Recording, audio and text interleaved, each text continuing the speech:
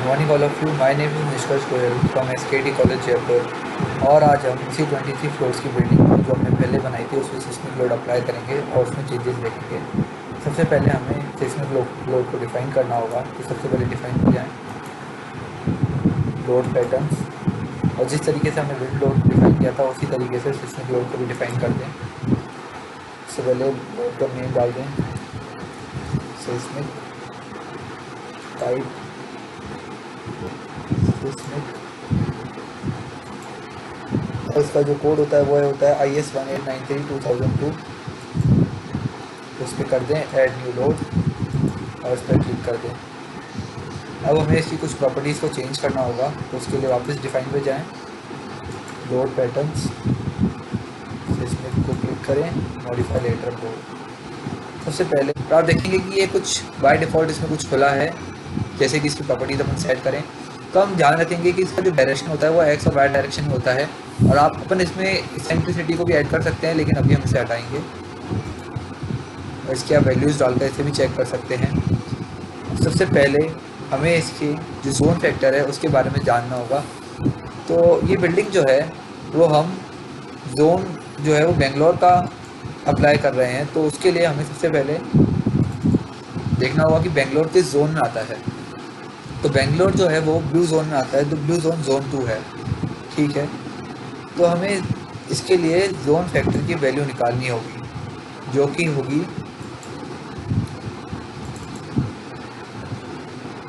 तो जोन 2 के लिए जो वैल्यू होती है जोन फैक्टर की वो होती है 0.1।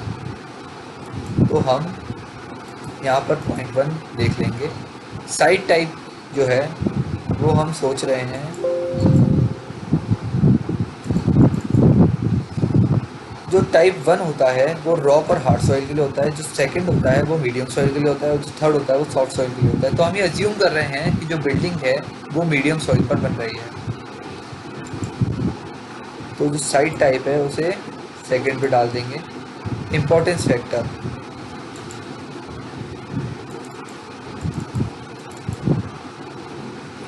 इम्पोर्टेंस फैक्टर जो अदर बिल्डिंग्स होती है उसके लिए होता है 1.5, लाइक कम्युनिटी, स्कूल्स, हॉस्पिटल्स, और जो सारी अदर बिल्डिंग्स होती है उसके लिए 1 होता है। तो हम इसमें इम्पोर्टेंस फैक्टर 1 ही रहने देंगे और इसे प्रोग्राम कैलकुलेटेड पर क्लिक कर देंगे ताकि वो अपने हिसाब से टाइम पीरियड को सेट कर दें। जो रिस्पांस रिडक्शन फैक्टर है इसके लिए हमें देखना होगा कि रिस्पांस रिडक्शन फैक्टर जो RC मूवमेंट रेजिस्टेंस फ्रेम का होता है वो 3 होता है। तो रिस्पांस रिडक्शन फैक्टर इधर अपन 3 डाल देंगे और इसे ओके पर प्रेस कर देंगे और देखेंगे कि इसमें चेंजेस हो चुके हैं और इसे ओके पर प्रेस कर देंगे। इसके बाद हम इसके लोड कॉम्बिनेशंस को देखेंगे। तो डिफाइन लोड कॉम्बिनेशंस, अब देखेंगे कि इसके डेड, लाइव और जितने भी लोड्स हैं वो सब पहले से ही इसके अंदर डिफाइन हो चुके हैं। अगर ये डिफाइन नहीं है अब ऐड डिफ़ॉल्ट डिज़ाइन कॉम्बो से कर सकते हैं और ओके पर प्रेस कर दें। अब हम इसके ऊपर एनालिसिस रन करेंगे, लेकिन एनालिसिस रन करने से पहले हमें इसे सेव करना पड़ेगा। फाइल में जाकर इसे सेव कर दें। उसके बाद हमें एक बात का ध्यान रखना होगा कि हमें इसके ऊपर खाली सिस्मिक लोड जो है उसे रन करवाना है, विंड लोड को नहीं करवाना। इसके लिए हमें सबसे पहले एनालाइज पर जाना होगा, set load cases to run. उसमें आप देखेंगे कि जो विंड लोड है इसे सेलेक्ट करेंगे, उसे रन डू नॉट रन पे क्लिक कर देंगे। अब देखेंगे कि यहाँ पे डू नॉट रन का ऑप्शन पे आ चुका है विंड, और खाली अब ये डेड, लाइव, मॉडल और सिस्मिक लोड पर रन करेगा। तो अब रन एनालिसिस पे क्लिक कर देंगे।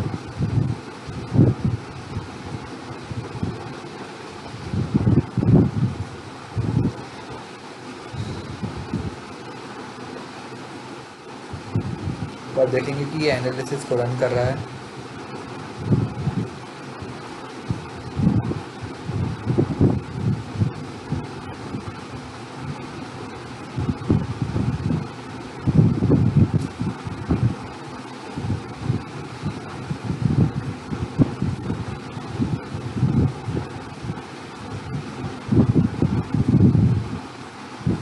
तो आप देखेंगे कि इसका ये रिज़ल्ट जो है ये आ चुका है और इसकी डिफॉर्मेशंस भी हैं जो भी आ चुके हैं। आप किसी भी जगह पर राइट क्लिक करेंगे तो आप इसके सारे जो भी डिस्प्लेसमेंट है वो आप देख सकते हैं।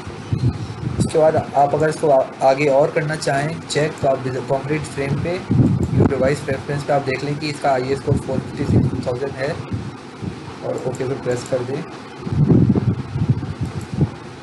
और आप इसके बाद स्टार्ट डिज़ाइन चेक पर क्लिक करके इसे पूरा चेक कर सकते हैं। तो अब हम देखेंगे कि रिस्पॉन्स स्पेक्ट्रम मेथड का यूज़ करके इसे कैसे चेक करते हैं और कैसे इसे एनालाइज करते हैं। इससे पहले हमें इस बात का ध्यान रखना होगा कि जो साइस्मिक लोड जो हमने डिफ़ाइन किया है वो ज़रूर डिफ़ाइंड हो। तो सबसे पहले डिफ़ाइन में जाकर लोड पैटर्न में जाए और देख लें कि साइस्मिक लोड डिफ़ाइंड है। इसके बाद मॉडल करें। अब हमें रिस्पॉन्स स्पेक्ट्रम जो फैक्टर है उसे अप्लाई करना होगा। उसके लिए डिफ़ाइन में जाएं, फंक्शंस, रिस्पॉन्स स्पेक्ट्रम पे क्लिक करें और यहाँ से जो अपना IS कोड है 1893/2002 उस पर क्लिक कर दें और यहाँ पे ऐड न्यू फंक्शन पे क्लिक करें। यहाँ पे रिस्पॉन्स स्पेक्ट्रम एंटर कर दें।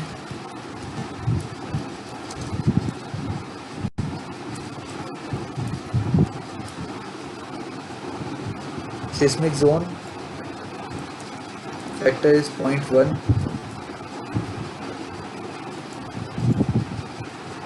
सॉइल टाइप इज सेकंड और ये फंक्शन डैम्पिंग रेशियो को ऐसा वैसा ही रहने दें और बाकी सब पे ओके क्लिक कर दें। तो आप देखेंगे कि रिस्पॉन्स स्पेक्ट्रम यहाँ पे ऐड हो चुका है और इसे ओके पर क्लिक कर दें।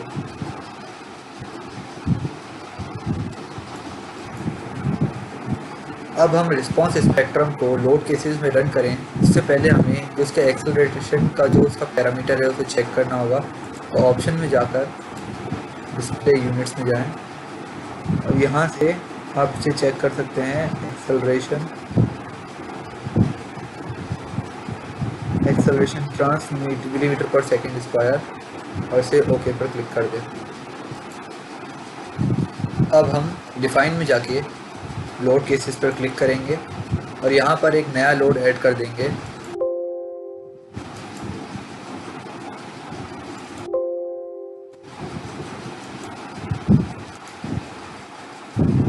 तो अब हम इसके डिफाइन में जाके लोड केसेस पर क्लिक करेंगे और यहाँ से एक ऐड न्यू केस कर देंगे। यहाँ पे इसे नाम दे देंगे response load case type response spectrum और यहाँ से इसे ऐड कर देंगे। तो आप देखेंगे कि यहाँ पे एक्सेलरेशन का आ चुका है। यहाँ से रिस्पॉन्स स्पेक्ट्रम क्लिक कर देंगे और बाकी सारी वैल्यूज़ को वैसे ही छोड़ के ओके पर क्लिक कर देंगे। तो आप देखेंगे कि यहाँ पे रिस्पॉन्स स्पेक्ट्रम ऐड हो चुका है। तो ओके पर क्लिक कर दें। अब अभी हमने जो रिस्पॉन्स स्पेक्ट्रम डिफ़ाइन किया था हमें उसमें कुछ मॉडिफिकेशंस करने पड़ेंगे। तो मॉडिफिकेशंस के लिए सबसे पहले डिफ़ाइन में जाएं, वही लोड केसेस इसे क्लिक करें और मॉडिफाई शो केस पे क्लिक कर दें और यहाँ से इसका स्केल फैक्टर जो है वो चेंज कर लें। स्केल फैक्टर चेंज करने के लिए हमें एक चीज़ का ध्यान रखना होगा कि हमें इसका स्केल फैक्टर जो है कैलकुलेट करना पड़ेगा इस फॉर्मूले से। तो इस कैलकुलेटर पे हम जब हम वैल्यूज़ को फिर सेट कर देंगे तो ये वैल्यू आएगी 1633.5 और ये जो वैल्यू है वो यहाँ पे डाल दें 1633.5 ओके। अब हमें एक और ऐड इसमें लोड करना होगा जो कि वाई डायरेक्शन में होगा। उसके लिए एक्सेलरेशन सेम रहेगा, डायरेक्शन U2 हो जाएगा। यहाँ से फंक्शन रिस्पॉन्स स्पेक्ट्रम और वैल्यू 16.5 ऐसे ऐड कर दें। सॉरी, इसे डिलीट करना है और ये ऐड हो चुके हैं दो और इसे ओके पर क्लिक कर दें। तो देखेंगे कि आप इसमें दो डिफाइन हो चुके हैं और इसे ओके पर क्लिक कर दें और एग्जिट कर दें। ये सब रिस्पॉन्स स्पेक्ट्रम जो भी है इसका डिफाइन करने के बाद अब हम इसके ऊपर एनालाइज करेंगे। एनालाइज करने से पहले हमें इसमें एक चीज़ का ध्यान रखना होगा कि ये सिस्मिक और रिस्पॉन्स स्पेक्ट्रम का है जो टेस्ट है, तो हम इसके अंदर डेड और लाइव लोड जो है इसे रन नहीं करेंगे। तो इसे भी इसी तरीके से डू नॉट रन पर क्लिक कर दें। अब देखेंगे कि डू नॉट रन हो चुका है और अब जो रन होगा वो खाली सिस्मिक और रिस्पॉन्स स्पेक्ट्रम पे होगा, तो इसे फिर रन नाउ पे क्लिक कर दें। अब देखेंगे कि ये रन कर रहा है।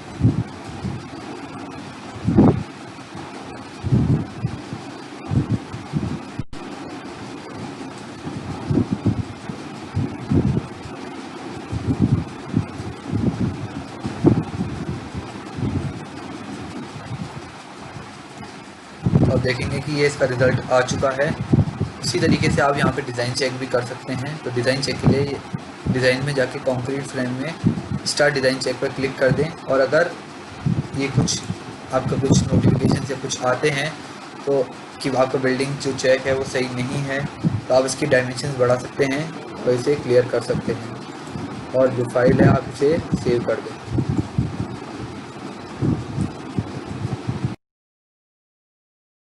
रिस्पॉन्स स्पेक्ट्रम मेथड देखने के बाद अब हम देखेंगे कि साइस्मिक एनालिसिस या टाइम हिस्ट्री एनालिसिस के मेथड से किस तरीके से हम इसे चेक या एनालाइज कर सकते हैं। वो करने से पहले हमें एक चीज़ का ध्यान रखना होगा कि जो साइस्मिक लोड है वो ज़रूर डिफाइंड हो। उसके लिए लोड पैटर्न्स में जाएं और देख लें कि साइस्मिक लोड डिफाइंड है या नहीं, और इसे ओके पर क्लिक कर दें। अपने बिल्डिंग मॉडल है उसे अनलॉक कर दें। ये अनलॉक हो चुका है। इसके बाद हमें फंक्शंस में जाकर जो साइस्मिक, उससे पहले हमें एक चीज़ का ध्यान रखना होगा। ये करने से पहले डिफाइन में जाके एक बार लोड पैटर्न में जाएं और जो साइस्मिक लोड है इसे मॉडिफाई और लेटरल लोड पे क्लिक कर दें। और एक चीज़ का हमें ध्यान रखना है कि ये जो साइस्मिक एनालिसिस है ये एक ही डायरेक्शन में होता है, तो हम इसे एक्स डायरेक्शन में सपोज कर रहे हैं तो वाई डायरेक्शन से इसे हटा दें, और जो बाकी जो प्रॉपर्टीज़ है उसे सेम रहने दें और ओके पर क्लिक कर दें। अब देखेंगे ये चेंज हो चुका है और इसे ओके पर क्लिक कर दें। अब हमें डिफाइन में जाकर फंक्शंस में जाना है और इसे टाइम हिस्ट्री पर क्लिक करना है। टाइम हिस्ट्री पर जो choose function from to add पे जाके सेव फ्रॉम फाइल पे क्लिक कर दें। ऐड न्यू फंक्शन पे क्लिक करें, यहाँ पे डाल दें टाइम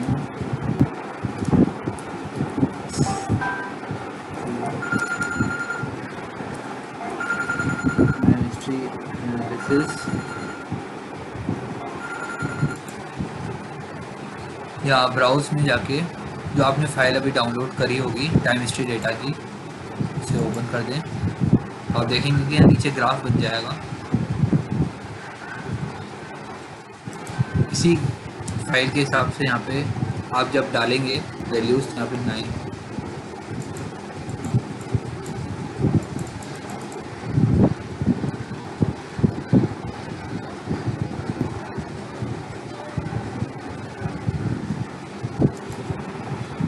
और इसे फिक्स फॉर्मेट पर क्लिक कर दें और वैल्यू का इक्वल इंटरवल 0.02 और इसे ओके पर क्लिक कर दें। और देखेंगे कि ये टाइम हिस्ट्री डेटा भी यहाँ पे ऐड हो चुका है, और इसकी प्रॉपर्टीज़ अगर आपको देखनी है या चेंज करनी है आप यहाँ पे जाके कर सकते हैं और इसे ओके पर क्लिक कर दें।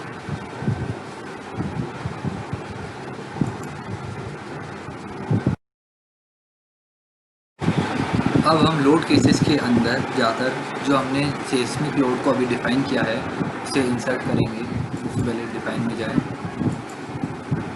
Load cases.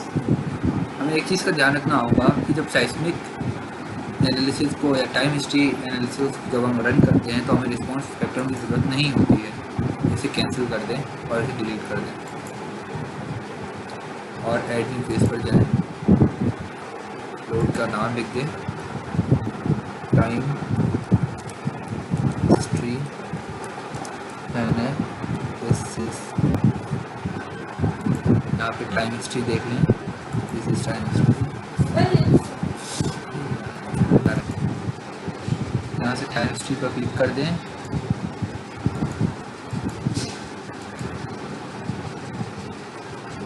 और वहाँ सोर्स सबको ऐसा कर रहने दें और यहाँ पे ऐड पे जाके जो लोड पैटर्न है इसे एक्सेलरेशन पे दबा दें। U1 डायरेक्शन है, एक्स डायरेक्शन। फंक्शन में एग्जांपल टाइम हिस्ट्री पे क्लिक कर दें और स्केल फैक्टर जो हमने कैलकुलेट किया था इस वाले फॉर्मूले से, जिसकी वैल्यू 1633.5 आ रही है, उसे इंसर्ट कर दें यहाँ पे 1633.5। ताकि देखिए अभी ऐड हो चुका है और ये खाली एक्स डायरेक्शन के लगेगा, अंदर लगेगा, तो U2 मतलब वाई डायरेक्शन में ऐड करने की इसे कोई ज़रूरत नहीं है। और अब इन चीज़ों को वैसा का वैसा रहने दें और नीचे ध्यान रखें कि कांस्टेंट जो है वो 0.05 हो और इसे ओके पर क्लिक कर दें।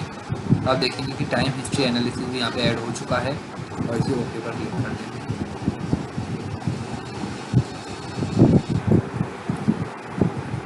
टाइम हिस्ट्री एनालिसिस को लोड केसेस के अंदर डिफाइन करने के बाद अब इसके ऊपर एनालाइज रन करेंगे। तो एनालाइज में जाकर set load cases to run पे जाएं और हमें खाली साइस्मिक और टाइम हिस्ट्री एनालिसिस को ही रन करवाना है, डेड और लाइव लोड को नहीं करवाना। तो उसके बाद रन नाउ पर क्लिक कर दें तो आप देखेंगे कि इसने रनिंग करना चालू कर दिया।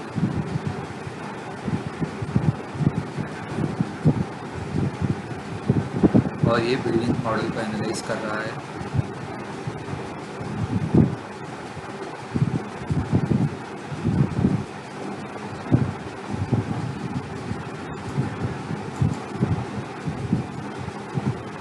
तो जैसा कि ये एनालाइज कर चुका है तो आप जिस भी जगह पर राइट क्लिक करेंगे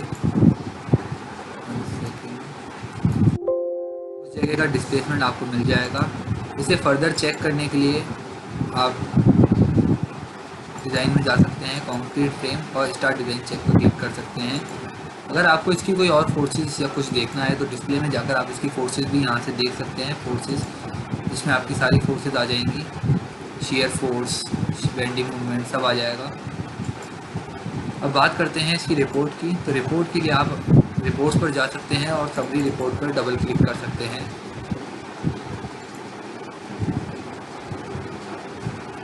तो आप देखेंगे कि इसकी समरी रिपोर्ट आपको तैयार मिलेगी, जिसके सारे जो भी इसके मेंबर्स हैं उस पर कितना उसका डायरेक्शन ड्रिफ्ट क्या है, एक्स वाई डायरेक्शन में उसकी विड्थ हाइट क्या है, सब आपको यहाँ पर मिल सकती है। इस तरीके से ये साइस्मिक एनालिसिस भी कंप्लीट होता है।